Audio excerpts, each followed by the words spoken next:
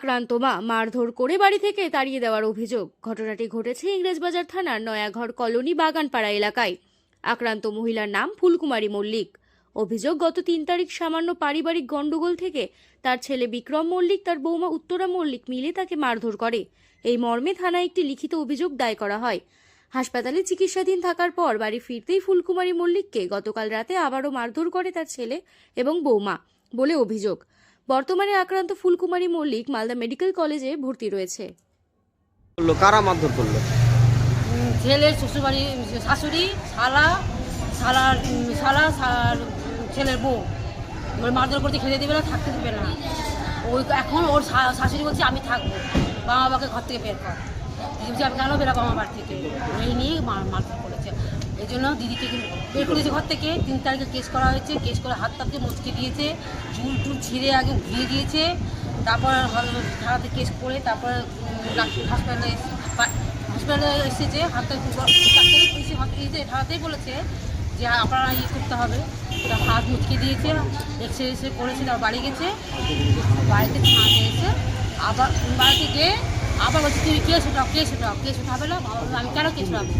কালকে আবার মেরে ঘর থেকে বের করে আবার মেরে, মানে শালা, ওর শাশুড়ি, ওর ছেলের বউ, মানে বুকের মধ্যে উঠে মেরেছে, লাঠি দিয়ে পায়ের মধ্যে মেরেছে। ছেলে বউ?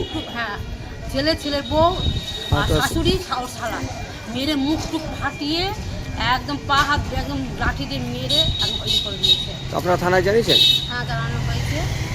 পুলিশ কাউকে ধরেছে? পুলিশ এখনো কাউকে ধরা হয়নি। ওরাও ভর্তি হয়েছে, ওরাও নাটক করছে যে আমাকে মেরেছে। আমার দিদি বলে একা 3 জনকে কী করে মারে। কি চাইছেন আপনারা? আমরা চাইছি দিদিকে আইন, মানে ন্যায্য আইন চাই, যারা মেরেছে বিচার চাই। আমরা দিদিকে চাই যে যখন ছেলেগুলো থাকে না, বড় ছেলে থাকবে না। কি নাম আপনার? আমার নাম প্রতিমা সেন। আপনি কি ছেলের পড়াশোনা নিয়ে প্রতিদিন চিন্তায় থাকেন? অঙ্ক আর ভৌতবিজ্ঞানের ভয় কি আপনার ছেলের আত্মবিশ্বাস কেড়ে নিচ্ছে? পরীক্ষার ফলাফল নিয়ে কি ভবিষ্যৎ অনিশ্চিত মনে হচ্ছে? এখন আর চিন্তার কোনো কারণ নেই, কারণ ছেলের উজ্জ্বল ভবিষ্যৎ গড়ার বিশ্বস্ত ঠিকানা এখন রায়গঞ্জেই।